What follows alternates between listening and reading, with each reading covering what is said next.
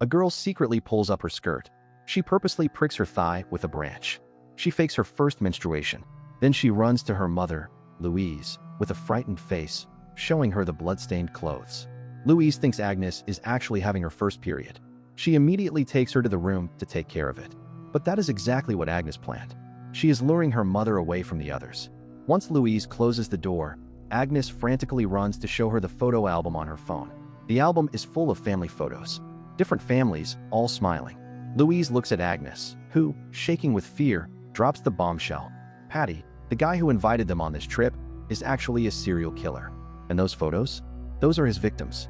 Louise thinks Agnes is playing around. So Agnes tells her what just happened. While playing ball with Ant, Patty's mute son, Ant deliberately throws the ball out of the adult's sight. He pretends to go look for it. But instead, he sneaks Agnes to a storage shed. He uses a key stolen from his father, Patty, to unlock the door. He opens a hidden passage inside. They go down to the basement. Agnes is horrified by what she sees. The place is packed with household items from different families and phones of all kinds. While Agnes looks on in confusion and opens another photo album. More families. Different. But something is deeply wrong. In each of the photos, Patty and Sierra are there, but Agnes still doesn't understand. Then Ant flips to a photo that includes himself. He points to it, telling Agnes that Patty and Sierra are not his real parents. Agnes is stunned and can barely believe it. Ant points to his own tongue. He opens his mouth. Then he makes a scissor motion. A cut. That's when everything clicks for Agnes. Patty and Sierra are killers. They murdered Ant's real parents. Since they couldn't have children of their own, they took Ant. They kept him as their son. And to ensure he could never tell anyone, they cut out his tongue. Ant pulls out one more photo. It is Agnes's family. Yes, her family is Patty and Sierra's next target. Agnes turns pale with terror. She grabs the camera and photographs all the evidence quickly. To avoid raising Patty's suspicions, Ant runs back to return the key. But Patty has already sobered up. Luckily, he doesn't notice the key is missing. Ant thinks fast. He manages to get Patty to carry him on his back and hooks the key back onto his belt. Meanwhile, Agnes keeps up her fake menstruation act to keep Louise busy in the bathroom. Louise, now knowing the truth, is horrified. She quickly invents an excuse and calls her husband. She tells him everything. They have to pretend nothing is wrong and find a way to get out of here fast. What they don't know yet is that Patty has already noticed something. When he went to fetch the ball, he saw signs that the secret room had been opened. He is already suspicious. When the family quietly leaves the room, Patty and Sierra don't stop them. But Patty's smile is strange. Louise uses Agnes's heavy period as an excuse to say they need to leave. Patty and Sierra don't seem to resist. But when they get to the car, a tire is flat. They consider just ignoring it and driving off anyway.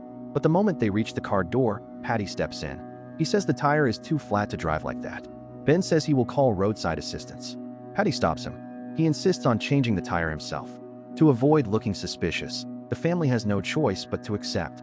Then Patty asks Ben to come inside with him to grab the tools. Ben goes inside and sees the room filled wall to wall with dangerous tools. His heart almost stops. He prepares for the worst. But nothing happens. Not yet. Patty actually fixes the tire. Then he hugs Ben goodbye. He also leans in to give Louise a hug. But the next second, he starts kissing her neck like a degenerate. Louise grits her teeth and lets it happen. She just needs to get out alive. And hugs Agnes goodbye. Agnes whispers something to him. She promises him she will come back for him. The family finally gets into the car. Ben acts calm, asking Ant to open the gate for them. But Ant barely takes a few steps before Patty calls him back. The family freezes. Patty simply pulls out a remote control and opens the gate himself. They wave goodbye, relieved, thinking they are finally safe. Then Agnes sees it. Patty pushes Ant straight into the water. The family cannot just leave. They stop. Ben jumps in to save Ant. The second he does, Patty presses a button. The farm gate slams shut. By the time Ben drags Ant to the shore, he looks up and his blood runs cold. Patty is standing there with a gun. Louise and Agnes are already pinned to the ground. All four, the family and Ant, are locked inside the house. Patty forces Louise to transfer all the money from her bank to him. He also makes them call their family back home, telling them they are going on a long trip without cell service. That way, when they die, no one will come looking for them.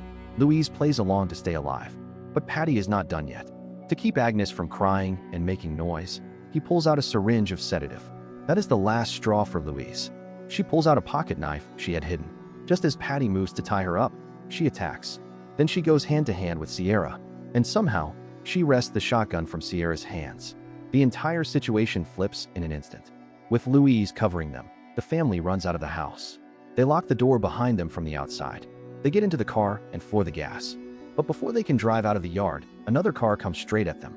It's Mike, Patty's accomplice. Before anyone can react, he raises his gun and blows out the car window. There is no choice. They reverse. They run back into the house and seal every door and window. Meanwhile, Mike cuts the padlock and frees Patty and Sierra. He tells them exactly where the four are hiding. Louise is already on the phone calling the police. She barely manages to get through before they cut the phone line. They barricade the front door with furniture. That's when Louise sees a blueprint of the house on the wall. It marks a skylight on the roof. While the two try to figure out an escape route, the lights suddenly go out. Patty's group cut the power. The hunt has officially begun. Ben sees a straw shed outside. If they can set it on fire, someone will see the smoke and come. He lights a bottle. But the second the window opens a crack, Mike's bullet comes flying in. Ben ducks instantly. Louise fires back. Ben throws the bottle. It misses the shed, bounces off the roof, and crashes right into Patty's car. The car catches fire. Patty knows that the second that fire gets big, the cops will be here. He tells Mike, 3 minutes. Finish them. They split up. Back inside, the couple hides both children in a closet. They tell them that no matter what they hear, do not come out. Louise searches the closet and finds a bottle of sulfuric acid. Ben grabs a hammer. Outside, Mike is already climbing a ladder to the roof. Patty is at the front door, trying to force his way in. Sierra sneaks through the basement. 3 sides, closing in on them. Patty's voice echoes outside, taunting Ben, getting into his head. Then the car explodes. Patty loses control. He is furious, humiliated, and swears this family is going to pay. But then, noises on the roof. Both Ben and Louise snap to alertness. They have to split up. There is no other choice. The fight has begun, but the second they separate, Patty is already through the front door. He finds the room they are hiding in. Louise throws her entire body against the door. It is not enough. Patty forces his way in. Louise drives a knife straight into his arm. He screams and stumbles back. Then Sierra rounds the corner with a gun. Louise grabs the sulfuric acid and runs. Patty and Sierra head upstairs together. Patty hears breathing coming from the closet. He flings it open without hesitation. Inside, just a phone. The breathing was a recording. Louise comes flying in from the side and sprays the acid all over Patty's face. She yells at the kids to run. They crawl toward the roof, trying to escape quietly. Then Mike appears right in front of them. He fires immediately. Louise pulls the kids down just in time. That's when Ben comes running at full speed. He tackles Mike. But Mike is a street-hardened thug. Ben is outmatched from the start. Mike has him pinned against the edge of the glass. Ben is seconds from death.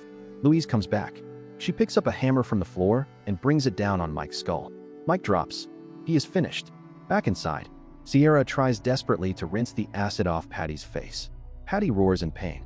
He knows the family will escape while he is injured. Through the agony, he tells Sierra to go after them. The family is on the roof, about to climb down the ladder. They put a leg out the window. Sierra is already there, gun up, furious. Then Louise strikes her from behind. Sierra falls into the void.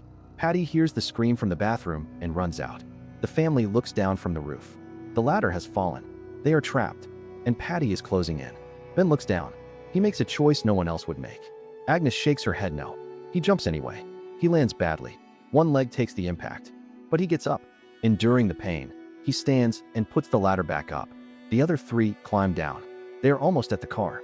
Then Patty appears. The next second, his gun is pressed against Agnes's head. He tells Ben to drop it. He looks down at Sierra's broken body. He says he won't hurt Agnes. He will keep her. She will replace Sierra. Then he points the gun at the couple and shoots. Agnes pulls out the syringe she had hidden and stabs it into Patty right before he can finish the shot. The sedative hits him like a freight train. He collapses. Ben picks up the gun, aims, and then lowers it. They leave him for the law. But Ant just stands there, staring at Patty. Maybe he is seeing his parents. Maybe he is feeling the ghost of his own severed tongue. Whatever it is, the rage inside him has nowhere to go. He picks up a rock and walks over. He strikes Patty over and over again. It is brutal, but it is also the first real act of freedom Ant has had in years. The torment finally ends there.